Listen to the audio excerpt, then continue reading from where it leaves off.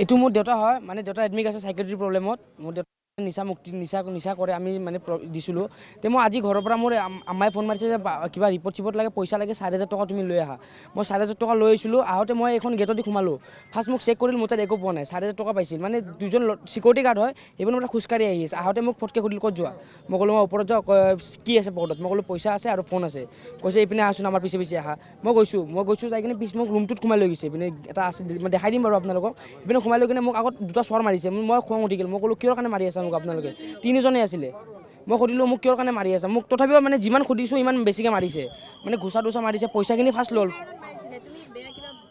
নাই একো বেয়াকৈ কোৱা নাই। মোৰ পইচাটো লৈ কিনে পইচাটো লোৱাৰ লগে লগে মানে তেওঁলোকে মানে বেলেগ জচত আছিলে মানে আৰু যে 4,200 টকা আছিলে আৰু ফোন আছিলে। মানে কিয় লৈছে কোনো মই নিজে গম পোৱা নাই। মানে পইচাটো মই যেতিয়া খুজিলোঁ মোক পইচাখন দি দিয়ক মই যাওঁ। তো এইখিনি কথা কমেই কিয় মই মানে মোক তাতে মাৰা ধৰি ষ্টাৰ্ট। ৰছী দি বান্ধি কিনে মই ভৰি হাতেৰে ধৰিছোঁ তেওঁলোকক। হাতত ৰাখিছিল। ৰুম আছে ৰুমৰ বেক চাইডে। পুলিচক জনাইছোঁ আমি। এজাহাৰ দিছোঁ। আজি দিছোঁ এতিয়া। 2টাৰ পৰা মোক 8টা 7:30লৈ ৰাখিছিলে।